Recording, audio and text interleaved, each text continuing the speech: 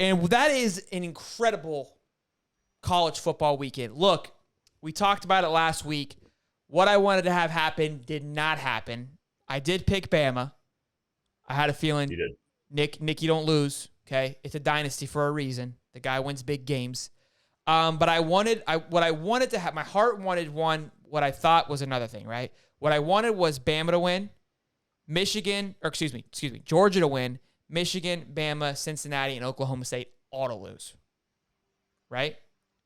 Those 4 teams lose, we have mayhem.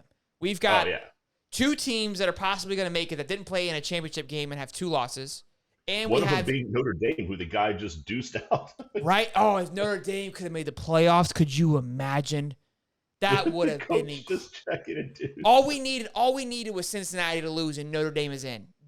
Honestly, if that would have happened, I would have been complete. Cincinnati in the playoffs is just, it's going to be awful. They're going to get steamrolled by Alabama, absolutely steamrolled, and it's going to go back to the point of like, look, I know you guys went undefeated. I know you guys did these things. It's something. It's just like the Boise States of the world, and like how Notre Dame was. They've worked their way up to it, but it's like, dude, it's a bush league. You guys are gonna get steamrolled. It's gonna suck. Notre Dame lost to Cincinnati earlier in the year. That's well, I'm saying Notre Dame when they made the playoffs again, they didn't play anybody, right? They've kind of done a better job of making their schedule, and they've struggled because of it. But now there's a little more credibility. They got more respect on it. Cincinnati, their big game is Notre Dame. Houston, it's okay. They're going to get steamrolled. So that's kind of a wash. Bama's already in the national championship. An upset would be incredible. Absolutely incredible. I'd be stunned. But the Michigan-Georgia game is going to be a showdown to me. That one will be good. I think Georgia's defense is better than what they looked like on Saturday. That was crazy. And I think they'll come back around to showing you that they were the best defense in the country. Look, like you said, Saban. I wouldn't want to coach against that guy in any scenario ever. He just always seems to know exactly when and where and how to play. It's unbelievable what the guy's capable of doing. But I do believe that made Georgia look vulnerable when I don't know if they're as vulnerable as they looked. I think we're going to get a rematch of the SEC championship for Georgia to try to get a shot to get back what Tua Tagovailoa stole from them. A couple years ago. I agree. I think Georgia's got it in the bag. I'm glad it went this way because, again, well, if Georgia beats Bama, I don't think there's any team that can beat them. But it was a good punch in the face at the right time, to be honest. Right? It's not. If you lose, it's not bad. If you lost the way they did, it sucks. You don't have an SEC championship. Nobody cares about those things anymore. Like, honestly, nobody cares. You're still in the playoffs. If anything, it knocks you down to 3, which means that you're playing 2. Yeah, you're playing 2. For Cincinnati not to jump any of those teams,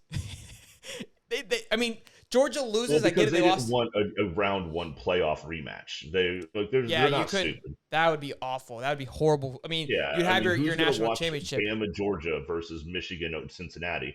Those teams that nobody would have seen any excitement in those 4 teams in those scenarios. Exactly. And something to think about. We've talked about the bowl games being absolutely useless. Nobody cares about them anymore. They're a complete joke. It's just they're basically TV fillers at this point. What proves to that?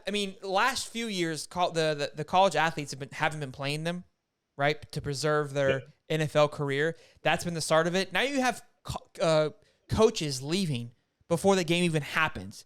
If that doesn't tell you, hey, these are a complete waste of time, it means nothing.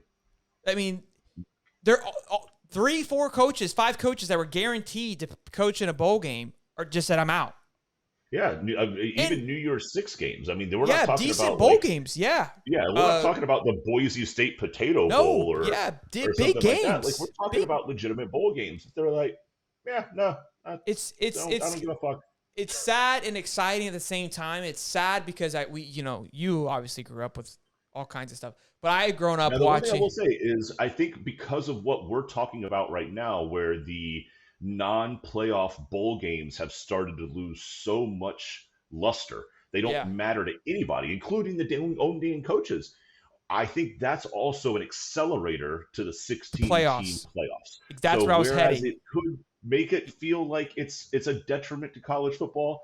I almost think it's forcing the NCAA, which has in the past been extremely slow to react to the environment around them. I think it's forcing them to be faster with their decision to expand that playoffs platform, which I think that's exciting.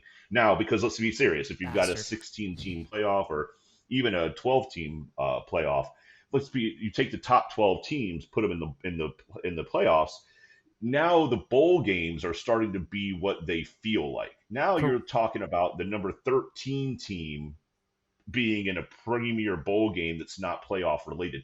That's kind of where I think about the bowls now outside of the playoffs, right? It just feels like it's just that. It's only like the top end and then everything else. Well, if you push that back and make the top, the top end 12 teams and then everything else 13, that actually seems like that value system makes sense. The 13th ranked team is the best team in a bowl, albeit not a playoff game.